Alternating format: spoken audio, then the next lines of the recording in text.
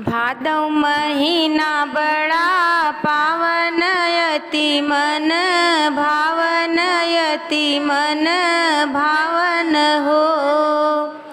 सखिया देवकी के जनमे ललनवा नगर उठे सोहर नगर उठे सोहर हो। सखिया देवकी के जनमे ललनवा नगर उठे सोहर नगर उठे सोहर हो। धन्य होई गई मथुरा नगरिया त धन वसुदेव त धन्य वसुदेव हो। सखिया देवकी मन ही मुस्कानी ललन बड़ा सुंदर ललन बड़ा सुंदर हो। धन्य होई गई मथुरा नगरिया त धन वसुदेव त धन वसुदेव हो। सखिया देवकी मन ही मुस्कानी ललन बड़ा सुंदर ललन बड़ा सुंदर हो। भादव महीना बड़ा पावन यति मन भावन यति मन भावन हो।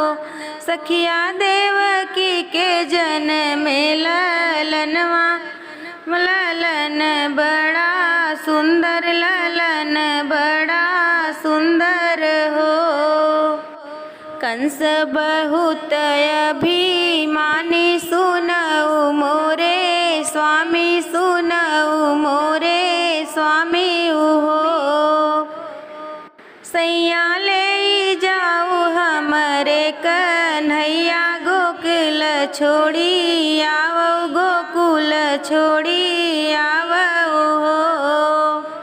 कंस बहुत अभिमानी सुनऊ मोरे स्वामी सुनऊ मोरे स्वामी हो। सैया ले जाऊ हमरे कन्हैया गोकुल छोड़ी आवो गोकुल छोड़ी आवो हो।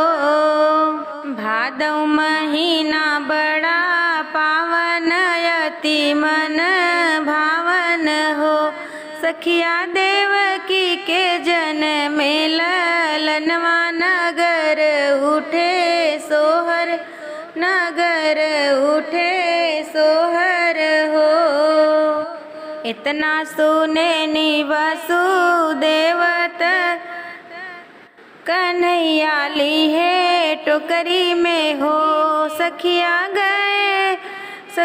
ले गए जमुना के पार गोकुल पहुँचाए गोकुल पहुँचाए हो।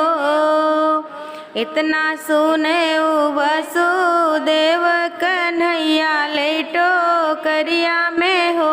सखिया ले गए जमुना के पार गोकुल पहुँचाए गोकुल पहुँचाए हो।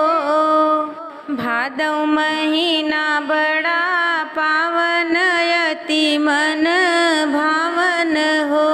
सखिया देवकी के जनमे ललनवा ललन बड़ा सुंदर ललन बड़ा सुंदर हो।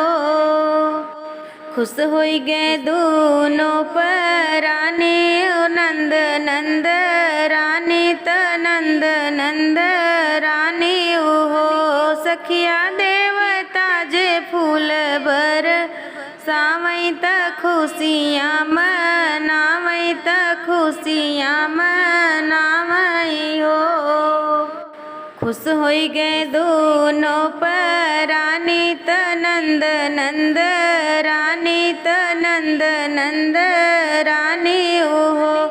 सखिया देवता जे फूल बर सावई त खुशियाँ मनावई त खुशियाँ मनावई हो। भादव महीना बड़ा मन भावन हो। सखिया देवकी के जन्म में कन्हैया नगर उठे, सोहर नगर उठे, सोहर